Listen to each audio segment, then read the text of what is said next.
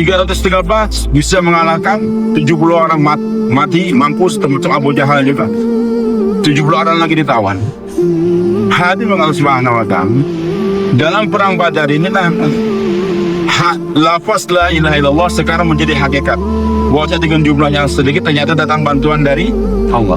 Dan mendengar bagaimana bantuan para malaikat yang baik. Jadi hadirin, dengan perginya para sahabat ke medan Badar tadi, baru lafaz menjadi hakikat.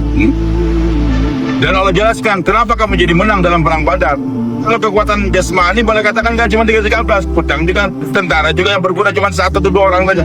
Maka Allah jelaskan 3 sebab kamu menang dalam perang Badar. Pertama Allah katakan wa istaghisuna rabbakum fastajaba lakum wa bi alfin minal malaikat murdifin. Jadi ketika kalian istighosah betul-betul hanya minta kepada Allah, dan orang itu akan bisa istighosah kalau nggak punya asbab, Pak. Nggak punya asbab, nggak ada asbab. Akhirnya apa? Betul-betul konsentrasi doanya hanya kepada Allah.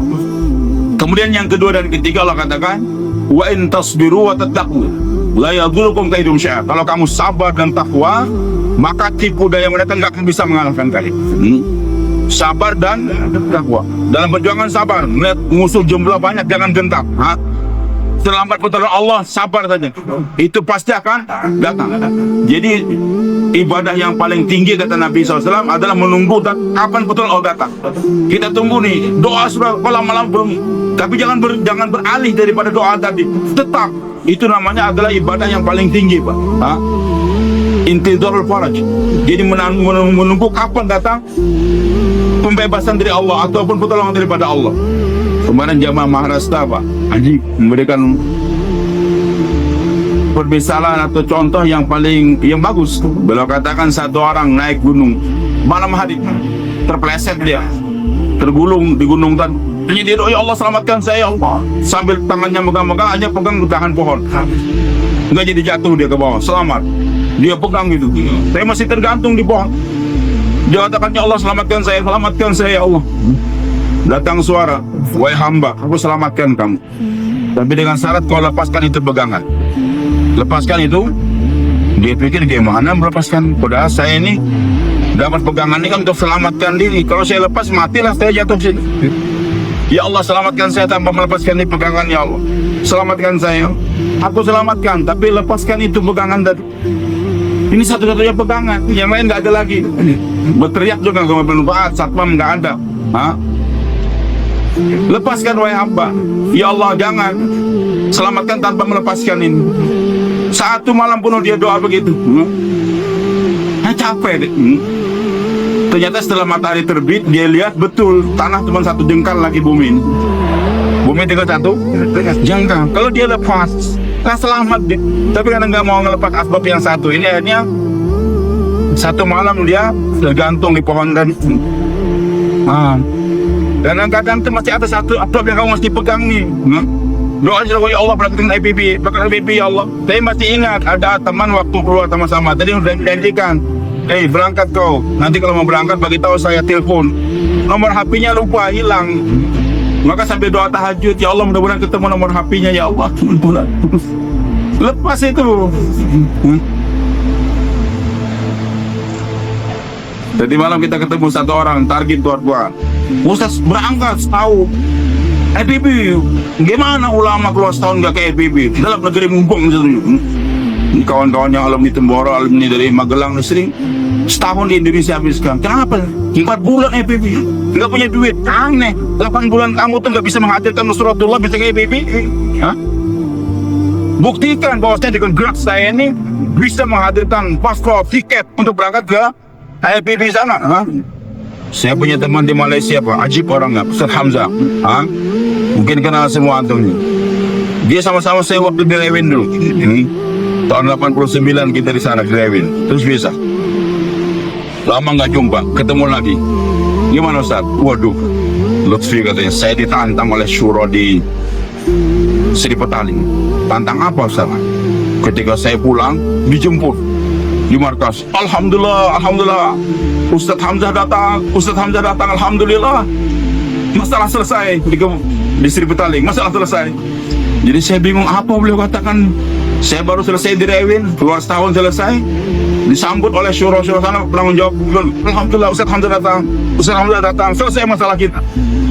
Maka saya pun bingung juga duduk. Kata orang lama sana, Alhamdulillah Ustaz Hamzah sudah datang. Nanti kalau ada masalah air kurang di markas, Ustaz Hamzah sholat 2 rakaat, selesai masalah. Banyak tamu datang, nggak ada makanan, Ustaz Hamzah 2 rakaat, selesai masalah. Ada masalah, kembali. Jadi sepertinya nih syura-syura sana ataupun penanggung jawab di Malaysia kayak mengejek gitu kan, kayak ngejek Ustaz Hamzah. Tapi sebenarnya begitu ulama ditantang begitu, Pak. Ulama harus membuktikan di depan umat bahwa dengan 2 rakaat ini selesai masalah makanan, selesai masalah air. Jadi jangan sampai ulama minta selesaikan masalah dia kepada orang lain. Itu malu betul, Pak. Saya ini siap IPB, Pak. Alhamdulillah saya sudah selesai di Temboro, saya sudah di Magelang. Tapi duit nggak ada. Bapak harus paham dong. Nauzubillah. Nggak usah berangkat kamu, jual rokok aja sana ada. Lepaskan itu pegangan yang satu tadi, Pak. Nanti datang pengurusan Rasulullah. Bersedia semoga pahamkan. Bahkan hatinya ajib. Jadi tawaran-tawaran ini sebenarnya ujian untuk mempercepat nanti Nusratullah. Jadi kalau kita doa, Pak, maaf nih, kita berharap mau pergi haji, mau IPB. Tapi sebenarnya tawaran orang sudah, Pak, nanti kalau mau ke IPB, tolong begitu telepon saya, Pak. Itu kan ujian. Dan itu datangnya ujian dari tawaran tadi, itu sebenarnya suatu alat yang paling hebat untuk bisa kita menerobos ke langit itu, Pak. Maksudnya apa? Kalau kita terima itu tawaran tadi, ya Pak, Alhamdulillah saya sudah berusaha bikin paspor, tinggal tiketnya dengan visanya lagi. Bapak bisa bantu? Oh ya, saya bisa bantu. Udah, berangkat selesai. Tapi hubungan ke langit enggak tambah. Justru ya Allah, ini sudah ada tawaran ya Allah dari hambamu yang namanya Fulan dan Fulan. Tapi aku malu untuk nelpon dia ya Allah. Aku ini alumni Temboro ya Allah, alumni Magelang, alumni Pakistan. Sedangkan dia itu alumni Tanah Abang ya Allah. Masa alumni Tanah Abang pesantren minta bantuan sama alumni Tanah Abang ya Allah. Alumni Glodok ya Allah. Malu. Doa. Maka hadirin, ketika kita lepaskan itu pegangan tadi, itu dia nawarin nggak salah, Pak. Tapi itu ujian Allah kirimkan pada kita. Saat mampu untuk melepaskan itu, Masya Allah, langsung direct pertolongan dari langit. Beda memang di saat kita mendoa nggak ada bayangan tadi, nggak ada bayangan orang ngasih. Juga kita doa ada bayangan dan kita lupakan itu bayangan, maka kecepatan dari langit begitu hebat. Hadirin Allah Subhanahu Wa Taala. Maka asbab pertama kemenangan sahabat Nabi dalam perang Badar ada istighatsah. Betul-betul tawajuh hanya minta kepada Allah. Yang kedua, wentas sabar dalam perjuangan. Menghadapi musuh banyak, terlambatnya pertolongan, sabar. Kemudian hadirat Allah, watattaqu. Terus dalam perjuangan jaga mana yang halal, mana yang haram, ketakwaan terus dijaga. Jangan sampai karena ingin menang, ingin menjadi bupati, ingin gubernur, lantas udah masalah halal haram nanti dulu. Orang nyogok, kita nyogok juga nggak bisa. Bagaimana menjadi pimpinan kaum muslimin, pimpinan Islam kalau di sini untuk menjadi bupati, untuk jadi gubernur dia sendiri nyogok nggak bisa. Jangan dipilih itu orang. Mendingan masuk saja kita ruang tempat pemilihan umum dari mau nyoblos apa nggak tahu, bebas rahasia. Terserah saya minta pada Allah. Kalau ingin adil, nyoblos semua. Kalau takut saya nggak berani, diam tadi. Itu bebas. Pemerintah nggak bisa menghukum dia. Saya bukan golput, tapi saya masuk. Daftar saya dalam pemilu. Nanti dalam itu urusan saya dengan Allah. Hadirin yang dimuliakan Allah Subhanahu Wa Taala.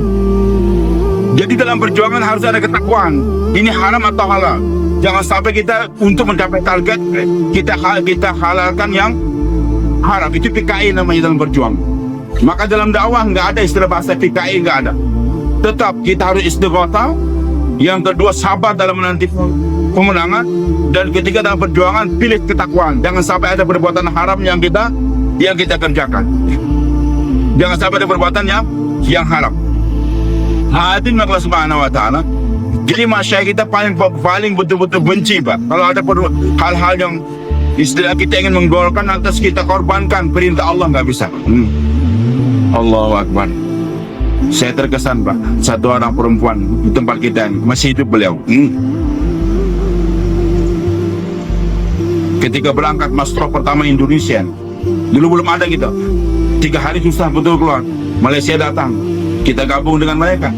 Bentuk jamaah sendiri Indonesia nggak bisa. Karena syaratnya untuk jamaah 3 hari masuk waktu harus ada 15 hari. Kita nggak punya. Akhirnya caranya apa? Beliau ke Malaysia berangkat sama istrinya, Mastura, pakai cadar. Perempuan pertama pakai cadar. Temboro belum apa-apanya Pak. Belum ada lagi. Di daerah Jawa Barat sini, saya nggak sebutkan tempatnya di mana, tapi kalau ingin tanya langsung pribadi. Beliau cerita nih, ketika saya sampai di bandara, kata beliau, pertama di tahun 80, lama saya Sayyidina Muhammad. Jadi sekitar tahun 88, ketika mulai Mastura bermula, maka imigrasi Cengkareng dia sudah Cengkareng juga. Dia katakan, Pak Ustadz, tolong buka purdahnya istri. Kata beliau nggak bisa. Nah, kalau bisa nggak bisa berangkat. Akhirnya beliau ulama berfatwa, ini darurat. Kata beliau pada istrinya, buka. Kenapa Pak Kiai? Darurat. Karena dalam bahasa fikih, ad-daruratu tubihul mahzurat. Jadi darurat itu membolehkan apa yang dilarang. Karena yang berdarurat ini kita mau berangkat, buka saja, kata beliau. Fatwa ulama nih. Tapi istrinya hebat lagi. Istrinya lebih hebat lagi. Pak Kiai, kita ke Malaysia ini ngapain Pak Kiai? Kita Mastura ke Malaysia ini ngapain? Untuk apa? Ya belajar iman. Lu kenapa untuk belajar iman kita korbankan iman kita? Untuk belajar iman kita korbankan iman kita yang ada sekarang? Nggak mau Pak. Mendingan gak usah berangkat ke Malaysia. Karena bukan tujuannya Malaysia, tapi tujuannya apa? Meningkatkan iman. Sekarang banyak Mastura salah paham. Yang penting EBB, yang penting ke Thailand. Perginya, tapi adat nggak dijaga. Dari daerah, Ustaz, telepon, kami bayar hidayahnya di Jakarta ya. Kenapa di Jakarta nggak bayar hidayah di daerah kamu saja? Bayar hidayah dulu, nanti sampai Jakarta diulangi lagi. Enggak, soalnya tiket kami berbeda. Tiket kami berbeda. Bukan masalah tiket berbeda, karena ingin 2-3 hari jalan dulu ke Monas dulu, upah mana dulu, muter-muter, baru nanti sampai di. Enggak usah keluar kalau begitu. Untuk belajar iman kita korbankan iman yang ada, ngapain? Akhirnya kata kiainya, oh, betul kamu. Bilang imigrasi, maaf, kami nggak jadi pulang, nggak jadi berangkat, pulang tuh. Kenapa Pak Kiai? Istri lu, gue takutkan dia, lu cepat berangkat Pak Kiai. Karena 10 menit lagi sudah mau take off. Ini Pak. Jadi dalam perjuangan tetap harus kita pelihara ketakwaan. Kadang-kadang kartun begitu hebatnya, target pikir sampai di langit, utang di bumi lupa. Ya, nggak bisa berjuang. Iya, kan banyak kartun tuh kalau targetnya sampai di langit sudah, tapi hutang di bumi lupa. Lawan. Nggak bisa. Dalam bermuamalah harus kita jangan melanggar nih. Berhati-hati. Apalagi, Masya Allah, kawan-kawan yang punya kekayaan kadang-kadang lupa bayar hutang Pak. Satu orang punya mobil, dia tak asa, karkun mau keluar 3 hari ikut juga, tak asa. Ya mudah-mudahan doa mustahil ikut. Punya uang cuma 50.000 untuk 3 hari keluar Pak. Tapi kan ada kunjungan sebentar, ikut dia. Sampai di pom bensin sana, orang kaya tadi beli, bayar berapa? 450.000. Uang ada 400.000. Di ATM banyak 4M. 50.000 kurang. Belakang, untuk Malik ada uang 50.000 nggak tambahan? Ada Pak, pinjamin 50.000 nih untuk bayar. Ya pinjam ya. Ya namanya orang kaya, 50.000 apa sih artinya cuman? Lupa dia, yang 50, yang karkun mau keluar 3 hari ini, ya Allah, kapan Pak Ahmad bayar hutangnya 50.000 ya Allah? Mau nagih malu Pak, nggak ditagih nggak bisa keluar. Dan ini lupa. Jangan. Tetap ketakwaan kita jaga. Hutang harus dibayar. Allahu Akbar. Bahkan kalau saya maaf nih, kalau kita punya uang dengan Haji Ali dan punya uang utang dengan Hok atau Lim Hok, usahakan bayar kepada Lim Hok dulu Pak, baru kepada Haji Ali. Begitu. Gimana tuh? Karena bahaya Pak. Kalau kita punya utang sama orang Islam, tapi jangan dipermainkan juga nih Pak. Kita sudah berusaha bayar, ternyata nggak bisa bayar, mati, meninggal. Padahal kartun 4 bulan, jalan kaki sudah, mau masuk surga, malaikat katakan nggak bisa ya Allah. Dia masih punya utang sama Haji Ali. Berapa? 1 juta. Cari Haji Ali, oh ternyata alhamdulillah di surga tingkat 4. Assalamualaikum Pak Haji Ali. Waalaikumsalam. Ada apa? Saya udah masuk surga Pak Haji Ali, tapi ternyata masih ada utang sama bapak, nggak boleh kebayar. Oh tenang saja, saya ikhlaskan. Sudah mudah. Malaikat enggak lagi, nggak bisa, masih ada catatan lagi 10 juta sama lemhok. Dari lemhok nih di surga satu nggak ada di surga, di neraka nggak ada juga, jauh. Untungnya di pojok neraka sana kan ada. Lem, ya pagi lem, pagi. Nggak apa, saya punya utang sama kamu lem 10 juta. Mau masuk surga nih, saya kalkun per bulan nih. Kamu kan pernah lihat saya pakai sorban dulu di luar. Iya kenapa? Bisa diikhlaskan Lin. Wah kata Lin, enak saja minta diikhlaskan. Dulu saya kirim preman Tanah Abang Blok M, kamu nggak mau bayar. Kirim polisi kamu, sekarang minta diikhlaskan nggak bisa. Bisa kalau nginap dulu 3 hari sama saya. Gimana? Hah? Berat kok. Berhutang sama orang kafir nih, kalau nggak dibayar lebih berat daripada pada umat Islam. Di akhiratnya berat, di dunianya jadi penghalang hidayah. Jadi kan umat Islam yang nggak bayar hutang sama orang kafir nggak masuk Islam dia, karena nggak bayar hutang dengan jujur.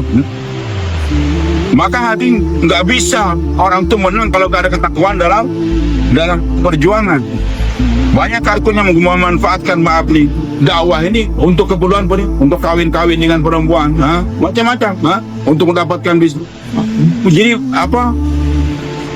Ini uniform sunnahnya tadi dimanfaatkan untuk tadi, maka nggak diterima oleh Allah. Istighatsah, sabar, tapi harus baru Allah menangkan. Dalam perang Uhud, Masya Allah, ini bukti bagaimana hakikat daripada Muhammadur Rasulullah.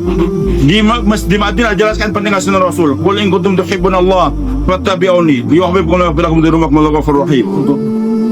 Fal yahdharil ladzina yukhalifuna amri an tusibahum fitnatun aw yusibahum adzabun alim. Berhati-hati orang yang menyalahi perintah Rasul sallallahu alaihi wasallam, kalau dia mendapat musibah di dunia, azab di akhirat. Ini lafaz iman. Dengan meninggalkan sunnah Nabi akan datang musibah di dunia dan azab di akhirat. Tapi hakikatnya di mana? Dalam perang Uhud.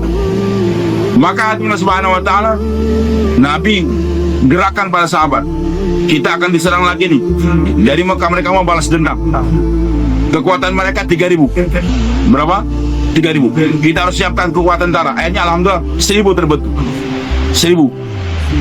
Nabi inginnya kita bertahan di Madinah saja. Begitu pula orang tua yang lain. Tapi anak muda jos, enggak ya Rasulullah, kita harus hadang di luar Madinah. Jangan di Madinah saja, kita ke Uhud sana. Dan dalam musyawarah agak ngotot sedikit. Akhirnya Nabi SAW pun udah oke, kita menghadang di luar sana. Nabi pakai baju besi. Tapi di antara sahabat ngobrol, kenapa kita maksakan pendapat pada Rasulullah tadi? Kita serahkan saja pada beliau. Hanya nyesal mereka. Udah kalau kita serahkan, ya Rasulullah, kami tadi memaksakan pendapat, kalau gitu sekarang kita tinggal di Madinah saja. Kata Nabi enggak. Itu seorang Nabi kalau sudah pakai baju besi nggak mungkin dia mundur lagi. Kalau sudah siap pakai baju besi, sudah berjuang, mau mundur lagi nggak bisa. Tetap berangkat kita. Tetap berangkat dengan keputusan yang pertama. Dan Nabi pakai 2 lapis baju besinya. Berangkat 1.000 orang. Di pertengahan jalan, orang munafik Ubay bin Salul, Abdullah bin Ubay bin Salul belok 300. Berapa? 300. Anda bisa bayangkan 1.000 tentara Islam, sepertiganya orang munafik. Di pertengahan jalan dibersihin mereka. Kalau nggak ikut sejak awal, mendingan nggak mempengaruhi kekuatan tentara, tapi membelot pulangnya dalam pertengahan jalan, menggoyangkan kekuatan tentara, Pak. Oke, 700 orang berangkat. Maka sampai di Uhud, Nabi atur pasukan. Dan Nabi katakan, ini Jabal Uhud tinggi, di belah sebelahnya lagi ada Jabal Rumah namanya, tempat mana? Nabi katakan, kalian 50 orang sini, jangan tinggalkan ini gunung. Walaupun kami menang sampai masuk Mekah, jangan tinggalkan. Walaupun kami kalah sampai mundur ke Madinah, jangan tinggalkan juga ini gunung. Itu perintah Nabi Muhammad SAW. Oke. Peperangan terjadi. Maka Allah ceritakan dalam Al-Quran, walaqad sadaqakumullahu wa'dahu iz husunahum bi'izni. Allah telah membenarkan janjinya kepada kalian ketika kalian menghalau mereka dalam 8 pertama peperangan. Jadi dengan mengikut perintah Rasul tadi, pasukan Khalid bin Walid, Umar bin As, Ikrimah bin Abi Jahal, ini 3 panglima perang Quraisy, belum masuk Islam waktu mereka. nyerang, dihadang oleh tentara pasukan panas, dihujat panah, udah kacau balau mereka. Akhirnya mereka pada lari, dan Allah menangkan mereka. Tapi kapan kemenangan terhenti buat Islam? Nah ini Pak, setelah dari 4 perkara ini. Walaqad sadaqakumullahu wa'adahu itafrum bi'idzni. Allah telah benarkan janjinya kepada kalian, membantu kalian ketika kalian menghalau mereka dalam derap pertama perangan. Hatta sampai kapan terhentinya pertolongan Allah? Idza fashiltum, ketika kalian sudah fashil, lemah. Karena merasa melihat harta banyak, hubungan ke langit pun jadi lemah. Jadi datangnya banyak asbab ini bisa melemahkan hubungan kita ke langit. Yang kedua, wa tanaza'tum fil amr, kalian cekcok. Yang cekcok ini enggak 700 Pak, 50 saja. Jadi 50 dari dibanding 700 ini berapa persen? Enggak sampai 10%, lebih kurang 9%. Ya, 50 per 700 kali 100%. Jadi yang 50 ini ketika melihat musuh lari semuanya, maka harta rampasan perang pun mereka rebutan yang dibawa. Dan harta rampasan perang ini Pak, itu harta yang paling halal nomor 1 dalam Islam. Jadi harta paling halal itu harta rampasan perang, itu yang paling halal nomor 1 Pak. Baru yang berikutnya perdagangan dan lain sebagainya. Tapi yang pertama kali adalah harta rampasan perang. Bukan Nabi katakan Allah buatkan rezekiku di balik kilatan pedangku ini. Jadi apa harta rampasan perang itu harta yang paling halal dalam Islam. Kemudian hadir, maka ketika melihat harta yang paling halal, mereka rebutan. Yang di atas tadi mulai goyang. Nah sekarang ini harta paling halal, cepat kita ngambil juga. Kata pimpinan mereka, jangan, kan perintah Rasul. Walaupun Rasul menang sampai masuk Mekah, jangan tinggalkan. Kalau kalian mati, jangan tinggalkan juga. Kata mereka lagi, yang 12 bertahan, yang 38 mengatakan, itu kan perintah Rasul waktu perang. Sekarang perang sudah usai, berarti perintah Nabi juga sudah berakhir. Jadi kesalahan mereka itu kesalahan ijtihad. Kesalahan ijtihad. Mereka bukan berarti menantang Rasul secara frontal begitu, karena mereka katakan itu kan perintah Nabi waktu perang. Sekarang perang sudah habis, mereka udah lari. Yang 12 katakan jangan, belum ada perintah Nabi itu turun, bertahan terus. Akhirnya yang 38 turun juga. Khalid bin Walid, Amr bin As, Ikrimah bin Abi Jahal, ketika menengok ke belakang waktu lari tadi, sambil nengok belakang ternyata gunung kosong. Posko yang tadi menghujani kita dengan anak panah kosong. Akhirnya dia jadi pulang ke Mekah, belok lagi dari belakang untuk menguasai itu gunung tadi. Di tengah kaum muslimin sibuk ngambil tempat perang, langsung dikuasai yang 12, dibunuh semuanya. Yang 12 dibunuh, semuanya meninggal. Maka gunung dikuasai, dihujani lagi dengan panah panas. Akhirnya kocar kacir kaum muslim kaget, ternyata gunung sudah dikuasai. Dan Nabi pun terluka, jatuh dalam lubang yang digali oleh orang tadi. Sampai Nabi pun juga terluka, akhirnya dibawa di sebuah pegunungan, ada dari utara tuh, kita naik biasa sana gunung itu, sampai sekarang gunungnya masih harum Pak. Ada gua kecil gitu, kita bisa naik ke atas sana. Itu kalau yang mudah-mudahan kita bisa naik ke atas. Disitulah satu bawah harum darahnya Nabi kita Muhammad SAW. Tapi sering dilarang oleh pemerintah sana tuh, kalau banyak-banyak. Baik, hadir mau. Jadi cekcok nih, yang cekcoknya bukan semua, yang 50 saja. 9% daripada kaum muslimin cekcok, itu menyebabkan kekalahan. Yang ketiga, wasaitu min ba'di ma lakum tuhibbun, kalian telah meninggalkan perintah Rasul SAW setelah kalian melihat apa yang kalian cintai, meninggalkan sunnah Nabi Muhammad SAW. Padahal Pak, Allah mampu nggak untuk memenangkan sahabat dan Rasul waktu perang Uhud? Jadi walaupun mereka tadi meninggalkan gunung semuanya, waktu itu Allah mampu nggak untuk menangkan sahabat? Mampu nggak? Mampu. Jadi Allah mampu untuk menangkan sahabat walaupun meninggalkan perintah Nabi. Tetapi kalau dimenangkan waktu itu kaum muslimin, harga Nabi jadi jatuh. Mereka katakan kita tidak ikut perintah Rasul, menang juga. Tapi dengan kekalahan kaum muslimin dalam perang Uhud, itu mengangkatkan derajat Nabi Muhammad SAW. Baru secara di medan, di lapangan mereka paham apa yang lapas kamu pelajari di Madinah dulu tuh. Buktinya sekarang, dengan meninggalkan sunnah Rasul, terjadi kekalahan. Jadi kekalahan sahabat dalam perang Uhud itu mengangkatkan nilai Rasulullah SAW. Mereka paham di lapangan, dengan meninggalkan sunnah Nabi terjadi kekalahan. Dan yang keempat, Allah katakan minkum man yuridu dunya. Di antara kalian, bukan semuanya, di antara sahabat ada yang mencintai dunia, melihat harta rampasan tadi. Wa minkum man yuridu akhirat, tapi sebagian lain masih banyak yang mencintai akhirat. Cuman karena 100% nggak murni mencintai akhirat, masih ada beberapa orang yang cinta dunia tadi. Ayatnya apa? Wa minkum man yuridu akhirat, summa sarafu ankum, maka Allah palingkan kemenangan jadi kekalahan. Jadi berubahnya kemenangan jadi kekalahan karena ada 4 perkara tadi, Pak. Pertama al-fashal, hubungan ke langit lemah karena melihat kebenaran dunia. Yang kedua cekcok. Yang ketiga meninggalkan sunnah Nabi SAW. Dan yang keempat ada cinta dunia, maka Allah palingkan.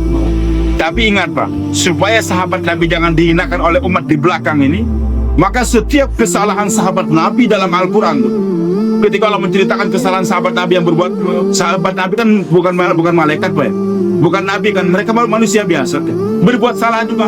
Tapi aneh, karena sahabat Nabi ini figur, setiap menceritakan sahabat Nabi salah, langsung Allah berikan komentar. Ini komentar ini jangan dilupakan, Pak, nanti Anda akan jadi orang Syiah. Bahaya nih, Pak. Dan Imam Malik sedang memberikan fatwa dalam tafsir Ibnu Katsir, orang-orang Syiah yang membenci sahabat Nabi itu adalah kafir hukumnya. Ini fatwa Imam Malik, bukan Imam Lutfi, Pak, maaf nih.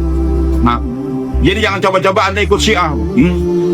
Jadi siapa yang membenci sahabat Nabi itu hukumnya kafir. Jangan coba-coba. Sahabat Nabi yang kencing di masjid itu, Pak, itu dalam pandangan ulama lebih hebat daripada Syekh Abdul Qadir Al-Jailani. Tanpa menurunkan derajatnya Abdul Qadir, enggak. Jadi yang namanya sahabat Nabi, pernah jumpa Nabi, beriman zaman Nabi, itu kedudukannya nggak bisa disaingi oleh kaum tabi'in. Bahkan satu orang tanya Abdullah bin Mubarak, ulama besar, gurunya guru Imam Bukhari lagi, nggak gurunya Imam Bukhari, tanya, Syekh, mana mulianya Muawiyah bin Abu Sufyan atau Umar bin Abdul Aziz? Muawiyah ini sahabat Nabi, tapi zaman beliau terjadi kekacauan, perang saudara dengan Umar bin Abdul Aziz, tabi'in. Tapi di zaman dia ini aman, bahkan serigala dengan kambing makan sama-sama. Negara aman waktu itu, Pak.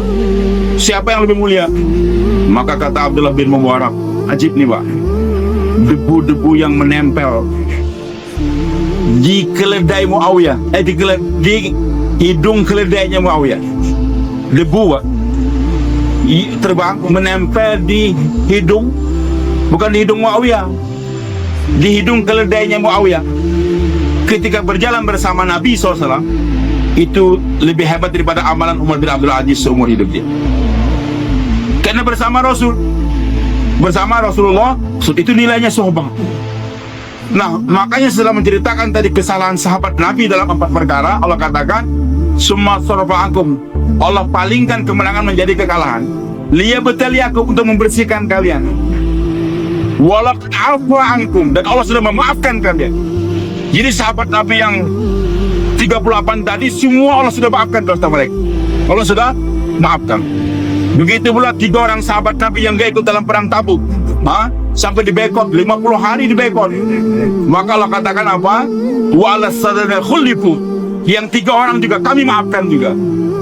Jadi supaya umat di akhir zaman jangan coba-coba nyalakan para sahabat. Mereka berbuat salah untuk jadi sampel buat kita. Jangan kau berbuat seperti mereka lagi. Tapi sahabat Nabi sudah Allah maafkan. Sudah Allah maafkan. Nanti sampai itu perempuan yang terlanjur berzina tadi dirajam, sehingga percikan darahnya kena sahabat. Marah itu sahabat. Dia laknat dia. Nabi katakan jangan kau laknat dia. Dia sudah bertobat. Yang mana taubatnya kalau dibagikan untuk 70 kakak di Madinah menjamin mereka masuk surga. Perempuan hadir berbuat zina, tapi Allah sudah maafkan mereka, diampunkan. Bahkan sampai yang terjadi yang mula anak, itu perempuan hamil, nggak mau ngaku dia, sampai dipisah. Ini dalam Al-Quran, terlaknat, itu perempuan, tapi anaknya menjadi ulama besar. Itu perempuan, berkat kealiman daripada anaknya diampunkan oleh Allah Subhanahu wa Ta'ala. Jadi jangan coba-coba kita mengkritik para sahabat radhiyallahu anhu.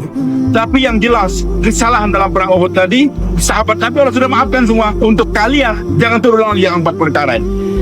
Nah, hadirin Allah Subhanahu wa Ta'ala, target daripada dakwah kita ini apa, Untuk mendatangkan yang 3 tadi, menghilangkan yang 4 tadi. dengan kita keluar 3 hari, 40 hari, 4 bulan, supaya ada sifat istighatsah. Hanya minta senantiasa kepada Allah, doa terus, tahajud, doa istighatsah pada Allah. Kita hilangkan istighatsah kepada makhluk-makhluk. Yang kedua, kita latihan sabar. Kata-kata musim panas, musim dingin dan sebagainya. Jangan minta masih fasilitas. Udah, musim dingin saya oke, musim panas saya juga oke. Dikirim ke istana oke, dikirim ke gubuk juga oke. Kadang-kadang ada orang senangnya di gubuk, di istana nggak mau dia. Bisa. Nah ini juga memerlukan kesabaran tinggal di istana, Pak. Dulu kami ketika akan tahun 95 mau Mas Turo, susah cari rumah di Jakarta, Pak. Transit nunggu visa itu 15 hari dari Banjarmasin. Dengan almarhum Pak Zulfakar juga, Pak Jamil, terus gerak dulu kata Pak Zulfakar, nunggu visa, antum gerak dulu sini. Hanya 15 hari. Susah cari rumah, terakhir dapat rumah, Masya Allah. Itu rumah ajik. Pembantunya 12, suami istri. Kalau air panas dibawa dari dapur sampai di depan ini sudah dingin, Pak. Itu begitu besar. Yang perempuan saya katakan tadi yang nggak mau bawa cadar, karena suami sudah meninggal, bersama anaknya ikut kami juga, istri abunya itu. Masuk pagi, sore hari ketika mau bayar, istri saya bicara dulu di mulakat. Zaman itu nggak ada HP, Pak. Kata ahli saya, habis saya ini Bunyai minta pindah, jangan di rumah ini. Kenapa? Hati kita rusak. Ini rumah terlalu mewah. Rumahnya mewah betul. Sedangkan kita biasa tinggal di desa, di gubuk sana. Rusak hati kita. Jadi bukan memperbaiki hati, ini malah merusak hati. Waduh, saya bilang rumah yang lain nggak ada lagi.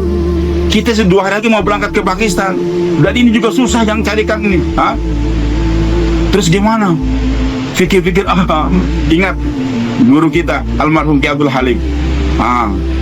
Suatu saat datang ke Martapura, ke Kalimantan Selatan. Itu ada kartun bikin rumah mewah deh. Belum selesai, tapi sudah siap udah mulai deh. Ki Abdul Halim kaget lihat rumah dia bagus dulu. Tanya anaknya, mana bapak? Di toko, Pak Yai. Ini telepon dulu. Telepon rumah. Langsung Pak Kiai berteriak. Dia kata, ya pakai apa? Masya Allah, kau bikin rumah begitu indah supaya jangan pangling masuk surga dia. Kau buatin rumah hebatnya supaya jangan paling masuk surga. Saya dapat ilham tuh. Wah, akhirnya tengah-tengah bayan saya katakan, para ibu yang dimuliakan Allah, kadang-kadang memang kita dikirim di gubuk oleh Allah supaya bersabar. Sekarang Allah kirim kita ke istana seperti ini supaya jangan pangling masuk surga nantinya. Supaya jangan paling masuk. Ini perempuan tinggal di desa terus, nggak pernah masuk ke kota. Masuk surga bingung nanti, ini apa ya, di surga bingung. Orang Arab nggak pernah makan durian, lihat durian di surga bingung dia. Tapi kalau orang Arab sudah pernah ke Thailand, pernah ke Malaysia, ke Indonesia, nggak kaget deh. Sama, orang Indonesia berangkat nggak pernah ke Arab, nanti di surga lihat buah zaitun, kaget buah apa nih? Jadi dengan kita kelilingi hilang kekagetan tuh, Pak. Di surga nggak, Pak. Jadi kalau dai itu nggak pernah kaget nanti di surga. Kalau abid bisa kaget dia, bingung, ini apa? Hadirin maka Allah. Jadi tadi, Pak, tujuan kita nih keluar nih mewujudkan yang tadi yang 3, istighatsah, kesabaran dan juga ketakwaan. Dan dengan keluar jalan Allah kita ingin hilangkan yang 4 tadi, yaitu al-fashal, ketergantungan kepada kebenaran sehingga hubungan kepada Allah semakin lemah. Padahal target dari dakwah kita bagaimana semakin hari saya semakin yakin kepada Allah. Yang kedua, Pak, tanazu, supaya hilang cekcok. Ini keluar jalan Allah, nggak tahu di mana ulama NU, ulama Muhammadiyah, ulama Persis, nggak ada. Alhamdulillah walaupun sama-sama NU, Muhammadiyah, Persis berjalan sama-sama, hilang perbedaan tersebut.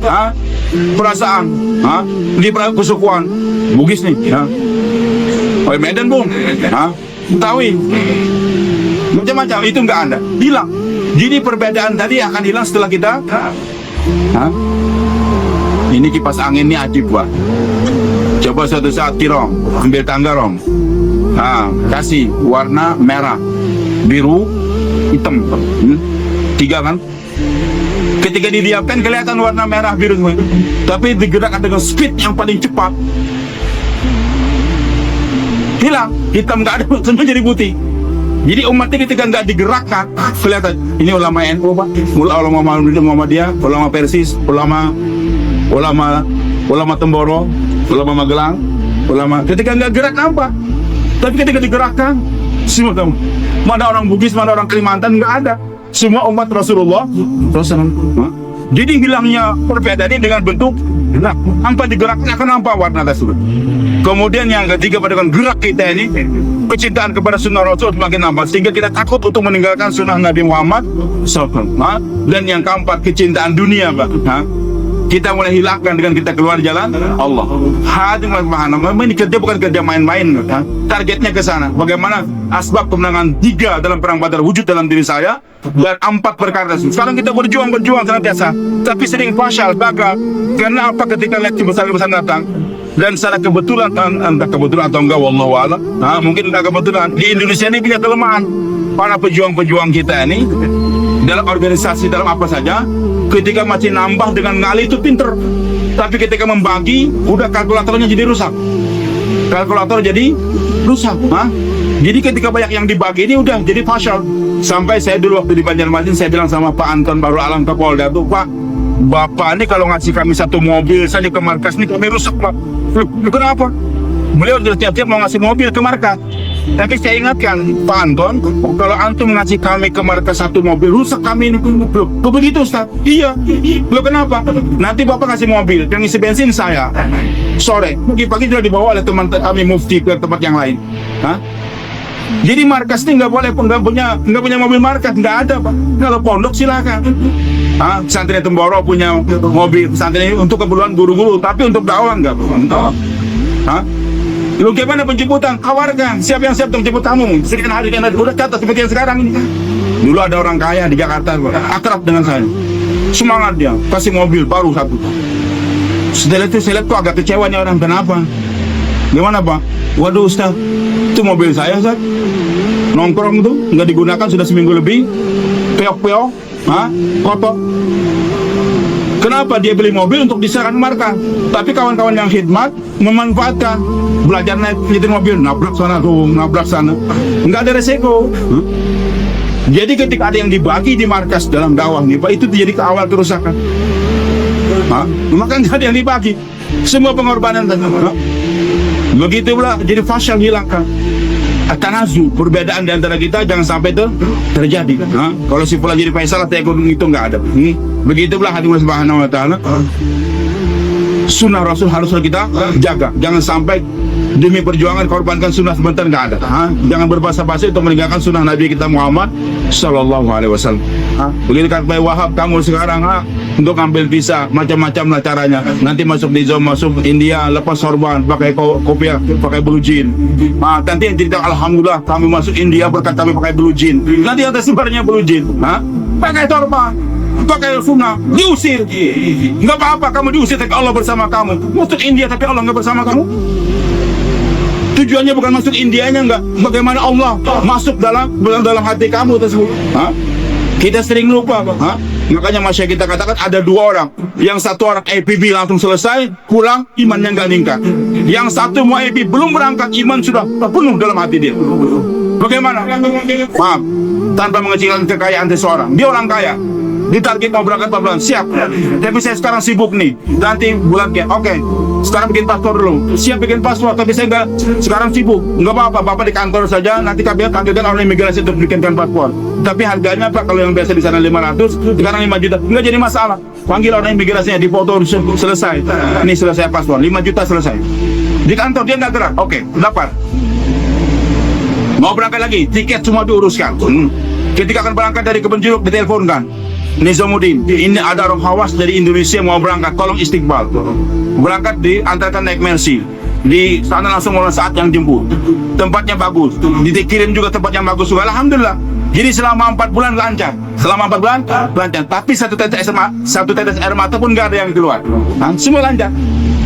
Alhamdulillah dapat pahala 4 bulan. Kita nggak menafikan. Yang satunya orang miskin, target 4 bulan. Nggak punya duit, jangan yakin pada duit. Yakin daripada Allah. Bikin KTP dulu. Mau bikin KTP nggak punya duit, nangis, ya Allah. Tolong ya Allah, 100.000 aja ya Allah. Aku nggak minta 100 juta, 100.000 untuk bikin KTP ya Allah. Nangis dia. Jadi sejak dia tangis, itu tangisannya Allah sukai, Pak. Hanya dia kerja juga, entah ngojek, entah ngecat, apa dapat duit 1.000, bikin KTP, bikin paspor, berapa keluar 5.000, tangis lagi dia. Jadi sebelum dia berangkat saja sudah berapa tangisnya. Sampai di Jakarta, Pak, bagaimana visa saya? Loh, kapan paspornya dikirim? Dikirim sama saya. Lupa, Pak Gustaf sendiri lupa naruhnya di mana.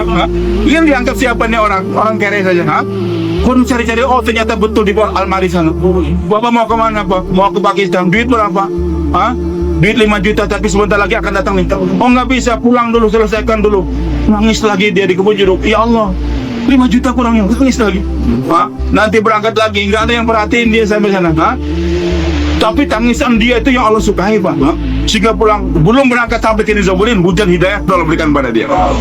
Jadi asas daripada kerja kita ini untuk bukan menuju tempat, bukan menuju berjumpa dengan Maulana Taat, bukan jumpa. Itu memang penting, tapi berjumpa dengan Allah ini yang sangat penting. Bersedia teman-teman? Cash 4 bulan, silakan berdiri.